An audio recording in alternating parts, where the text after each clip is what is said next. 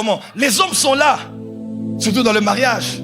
Quand on est encore fiancé, vous savez, on essaie de mentir à l'autre un peu, apparaître sur son plus beau jour. Mais lorsque le make-up n'est plus là après le mariage, et que l'homme regarde, il se dit, la perruque disparaît et qu'il voit que les cheveux sont reculés jusque... Il dit, mais je n'ai pas signé pour ça. Après une grossesse, la femme grossit. Après, elle prend un peu de poids. Ça peut arriver, c'est naturel. En d'autres, après ça, tu es désillusionné d'après tes fantasmes. Parce que l'homme peut t'aimer, mais lorsqu'il te connaît, il peut être déçu. Il peut t'aimer, mais quand il découvre tes faiblesses, il est déçu. Son amour refroidit. Mais j'aime mon Dieu. Son amour est tellement omniscient. Dieu te connaît. Il connaît tes faiblesses. Il connaît tes péchés. Il connaît la folle qui est en toi.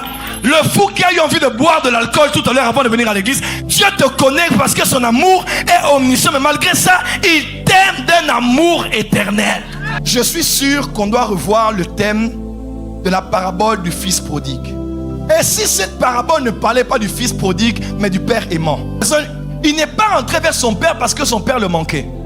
Et il rentrait dans la maison de son père et bizarrement, son père n'était pas dans la maison. Le père du fils prodigue l'a rencontré en chemin. Parce que Dieu n'est pas dans la maison qu'on appelle l'église. Dieu est sur les Champs-Élysées. Dieu n'est pas dans ces quatre murs. Dieu est là où les païens sont. Il attend qu'ils viennent parce que Dieu les aime.